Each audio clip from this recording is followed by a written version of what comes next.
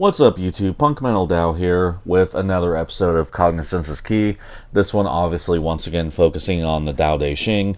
I'm pretty much figuring this will be a monthly installment. Basically, just kind of once a month, reading passages from the Tao and kind of giving my opinions on them. And then this series will kind of branch out into other things until the next month. That said, we are on the fifth passage of it, or page. I don't necessarily know the correct term for it. The Tao doesn't take sides. It gives birth to both good and evil. Now, those first two lines are very interesting to me because, honestly, the running thesis that I've had with this book for quite a while, and I guess, kind of a spoiler alert, I've actually read through this a number of times. I guess I basically just kind of forgot this one. My thesis was that basically the Tao was the Chinese rendition of the Bible. But I guess maybe that's not true because, the Bible is supposed to be the book of God. God is supposed to be purely good. So it's kind of hard to say what the Tao is at this point, I guess. Because it kind of seemed like also maybe the Tao was another way of saying God. However, now it's saying gives birth to both good and evil. So perhaps the Tao is just simply life. So when they say like the way of the Tao, because I believe Tao Te Ching is supposed to be like the way of the Tao. Correct me if I'm wrong on that. Maybe it's more just the way of life. So maybe Lao Tzu wasn't really trying to give his rendition of God. He was just trying to give his opinion on how life goes, and maybe even to some extent how life should be. The master doesn't take sides. He or she welcomes both saints and sinners. That almost kind of sounds more like acceptance of people, accepting flaws, accepting things that you don't particularly care for. So, it definitely doesn't coalesce, though, with, again, the thesis I had before of the Chinese rendition of the Bible, because the Bible makes it very clear that unless you repent, God will not accept you. But then again, it also basically, I believe, says that we are all sinners. So, I don't know. It's kind of a hard thing to really kind of figure out. Honestly, though, at this point, I'm kind of leaning more towards my thesis that maybe I was wrong about the Chinese rendition of the Bible theory, and that it's very much just about how life goes. Some people will very much welcome people despite their flaws, and some people will very much reject others despite their flaws. Maybe just more of a, if you welcome saints and sinners alike, it's more of a idea that you were just very accepting of people. The Tao is like a bellows. It is empty yet infinitely capable. The more you use it, the more it produces. The more you talk of it, the less you understand. Hold on to the center. This is kind of an interesting 5 lines here, wrapping up the last page, or not the last page of this passage, I guess. The Tao is like a bellows. It is empty yet infinitely capable. So that kind of gives a very powerful sort of quality to the Tao, whatever the Tao may be. And again, it's kind of weird because there are certain things to me that seem to kind of stray away from the idea that it's God, but yet there are certain things that, as we understand God here in the West at least, kind of make it sound like it is God. So perhaps, I don't know, kind of going back to the Chinese Bible theory, maybe just a different view on God, saying that God understands your sins and He accepts you anyway. So, I don't know. Because the line about empty yet infinitely capable, I mean, when something's empty, it is not well, that's kind of an odd way to put it on my part. When you have a container, the emptiness within it is not tangible. The container itself would be tangible, but no, that would kind of be counterproductive to the point I was trying to make. I guess I'm going to have to take a pass on that one. Otherwise, I'm going to sit here on this video and just ramble on and try to figure out. I mean, I don't know. Maybe that's entertaining for people. Let me know in the comments if you would rather just hear the ramblings of me trying to figure it out on the spot. Let me know.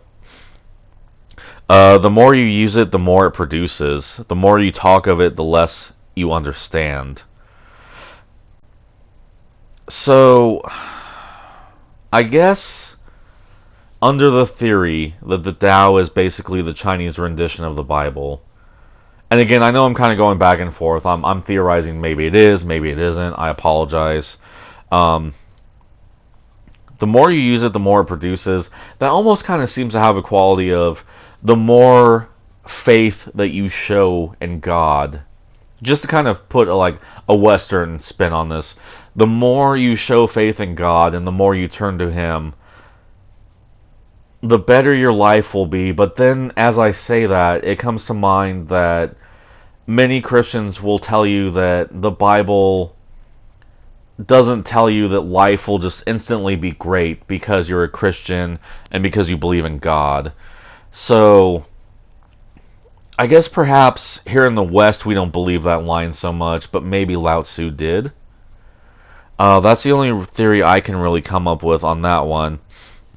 The more you talk of it, the less you understand. I believe this kind of coalesces. I can't remember verbatim what he said, but Lao Tzu did give a line that kind of, in my mind, stated that you don't really think about who you are. Who you are is just who you are. Your actions will very much flow naturally, and you don't really have to think about them. You very much prove who you are in the moment. And I believe that just kind of maybe references that, or maybe even reinforces that. Hold on to the center. So, I don't know how popular the theory is in Eastern philosophy, but there's a theory that's been presented that I've heard a number of times that when you hold on to the center, that is, again, very much you. That is your calm. That is your wisdom. Nothing's out of whack. It's very much just centered. The center is basically balance. And balance is kind of it seems to be a key point, in my opinion, in Eastern philosophy. Basically saying you don't have too much of anything. You're not leaning too far to one side or the other. Because just like, to give it a physical manifestation, if you were to lean too far to the right-hand side, you will fall over. Same with the left-hand side. Same with forward, same with backwards. So, the center seems to be a very central theme because that seems to be the balance. And I don't know how much Lao Tzu maybe necessarily believed in that. Maybe he was even the originator of that thesis. I don't know. But because, again, as I've stated in past videos, very little is really known about Lao Tzu. So, I guess basically in summation, my thesis on that would be he's very much saying, as odd as it is to kind of seemingly randomly throw this in there, just basically saying don't lean too far in any direction. Just stay centered, and maybe these things will just come to you naturally, I guess. Maybe that could be how it coalesces with it. I guess I kind of have to take a little bit of a pass on that one as well. It's very interesting. I do, even if I don't necessarily remember verbatim what some of these pages were saying, I at least kind of remember the messages I took from them. Something about this one, I almost completely forgot it even existed. and what theories I may have had on it. So, but moving on to the next page, which is apparently very short. The Tao is called the Great Mother, empty yet inexhaustible. It gives birth to infinite worlds. That's a very interesting set of lines right there. The Tao is called the Great Mother, empty yet inexhaustible. It gives birth to infinite worlds. So breaking that down line by line. So when we think of a mother, we think of a kind, caring, nurturing figure. So essentially, I guess what he's saying is the Tao wants the best for all of us. The Tao wants us to grow, to be healthy, but maybe more in a spiritual sense, considering the Tao seems to be a very spiritual thing. But then you also have the theory that, well, actually not really theory, I mean this has kind of really been proven, mental health and physical health coincide. If you have mental health issues, they can manifest physically and vice versa. So, I guess basically he's saying the Tao wants us to be overall healthy and to grow and to learn and to just be happy. Empty yet inexhaustible.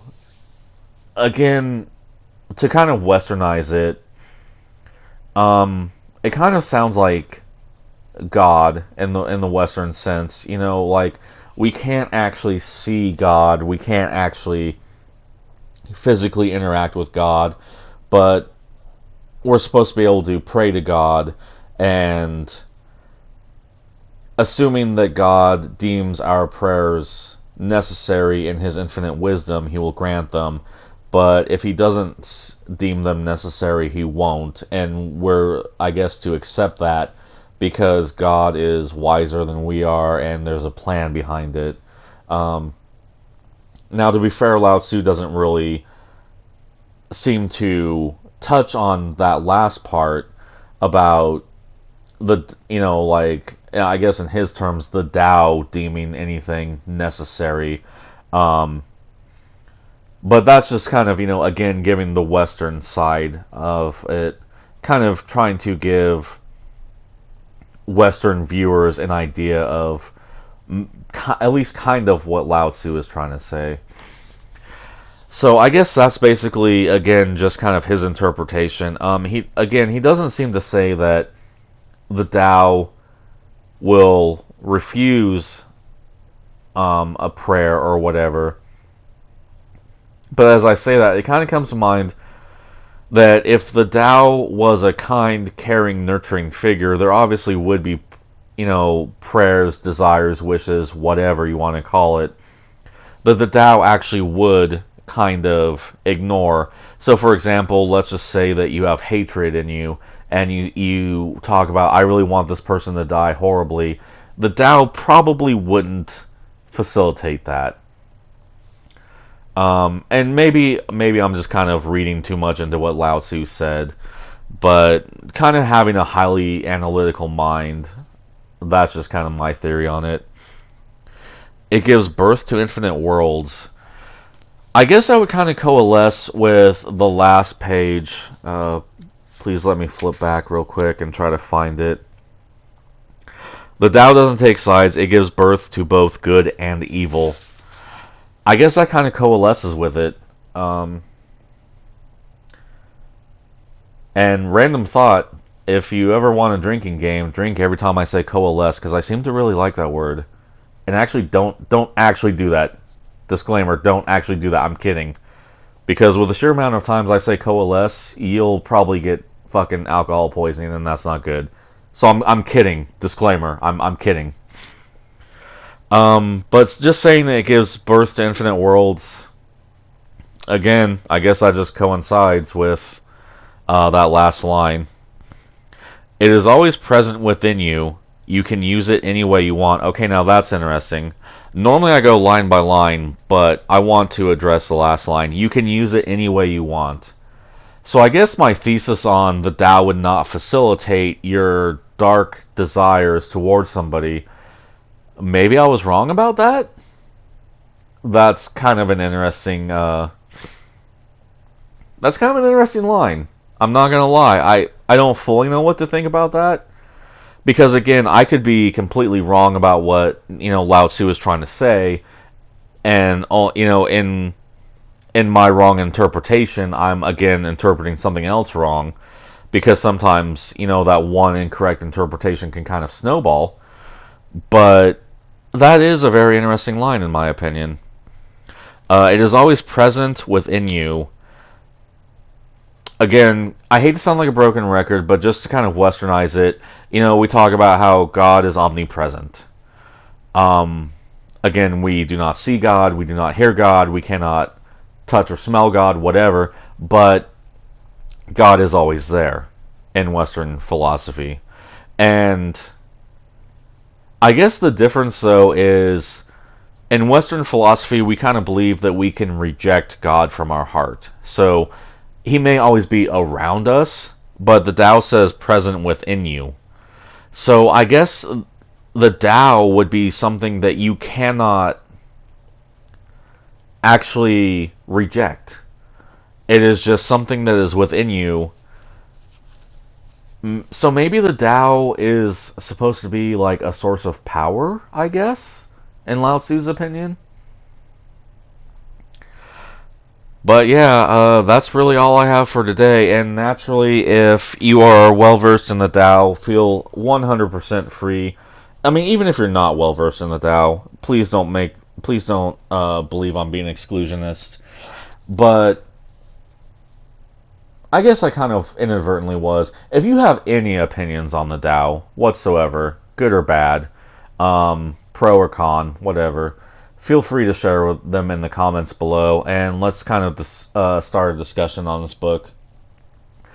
But if you enjoyed this video, please feel free to like, share, comment, subscribe, ring the notification bell, all the typical crap you hear at the end of every single YouTube video. If this wasn't your thing, I have other videos as well. Some are gaming, some are poetry and song related, some are a little bit political, and if none of those things are necessarily your thing, I appreciate you giving me a piece of your time. Also, though, if nothing on my channel was for you, please feel free to check out some of my friends. Links to their channel will be in the description down below. Roachhead85 is a absolutely fantastic Battlefront player. Pretty much all his videos are Star Wars Battlefront 2015 and 2017, I believe. My friend Black Angus Reviews, he does a lot of movie and television show reviews. He's also done some sports commentary, I believe. Don't quote me on that, but I believe sports commentary is an aspect of his channel. And so is the kind of political climate of today. My friend All Your Data Belongs to Us, he's done a couple of very artistic videos that you might enjoy. And my friend Katarina Ivory has a couple segments of Drag Queen Storytime. Also, snack crate unboxings and, just kind of tasting different foods from around the world. And there was one video, I've yet to check it out. I believe it was a lipstick review. So if any of those things interest you, again, links will be down in the description below. And no matter where life takes you, here's wishing only the very best to you and everybody closest to you. And have a great day. Thank you.